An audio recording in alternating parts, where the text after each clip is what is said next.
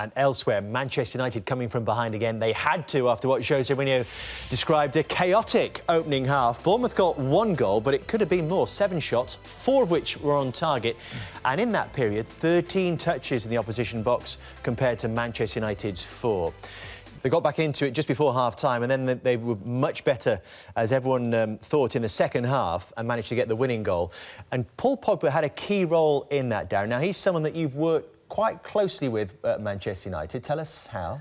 Yeah, the first time I spent out with my illness, you're going back, 5-6 years ago, I did a spell coaching with the reserve team with Warren Joyce, when the reserve team included Paul Pogba, Jesse Lingard, Ravel Morrison, lots of talented players. And, we played him a lot more higher up the pitch in advanced areas and attacking areas, whether that be central, right or left or wide, and we felt like he was the one who would go and win us games, really.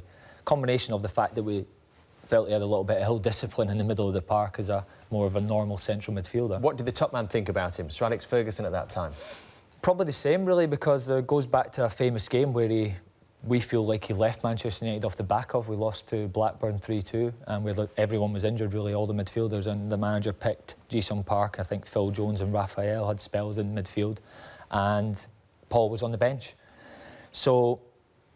But I think at that time, we didn't feel like he was disciplined enough for the reserve team to be playing in there. So to then jump to be playing for the first team in an important game, people could see why. So I think he's seen himself as a central midfielder, but we've seen him more as an attacking midfielder who could get in areas and be a match winner. This is his touch map from the game on Saturday.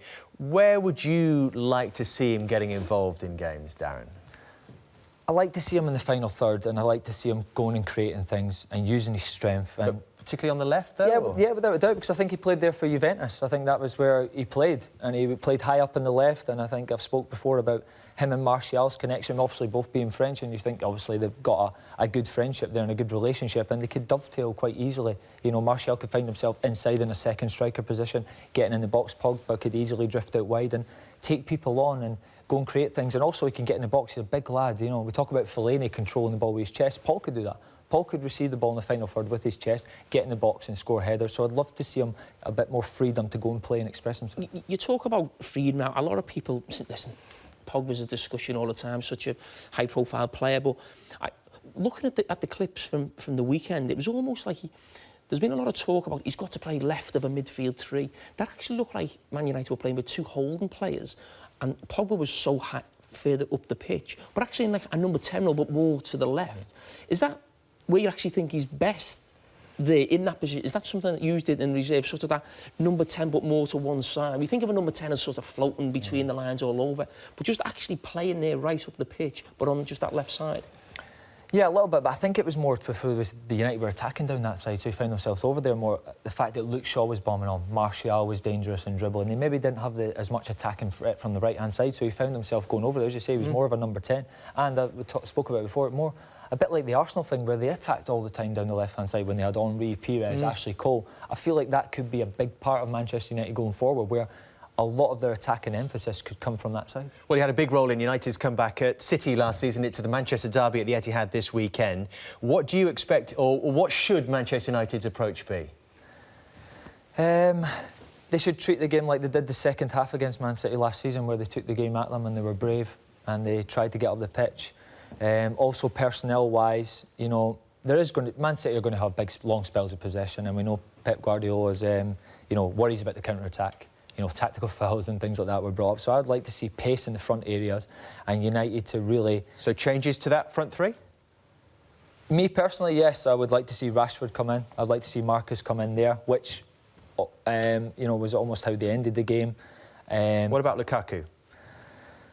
He's fit. It's a big dilemma, really. I think there's a lot more fluidity, a lot more movement with this front 3. They could end up anywhere, that front 3 as well. A bit like the United of old with Ronaldo, Tevez and Wayne, They don't necessarily have to stay in those positions, but that would frighten Man City on the counter-attack. Man City having possession of the ball would be scared of that. Talking about the Manchester United of old, I mean, Mourinho gets a lot of criticism, maybe the way he sets up in big games. Was that something that, as a player, and Sir Alex Ferguson as a manager, you weren't embarrassed to set up that? Or you're actually thinking Manchester United shouldn't do that? We set up like that. We set up hard to beat and plan for counter-attacks and allowing the opposition to have the ball, especially away from home in Europe and against teams like Arsenal and things like that, who we felt like they would send too many players forward, especially the home crowd driving them on to take the game to Manchester United. We felt like there'd be space for our players on the counter-attack, and we had players who could run on the counter-attack and exploit that space. Ronaldo, Wayne, we've seen famous counter-attacking goals playing against Arsenal. So it was a game plan, definitely, to sit deep, allow the oppositions, almost like their fans, to create this, go and beat Manchester United, and we just picked them off.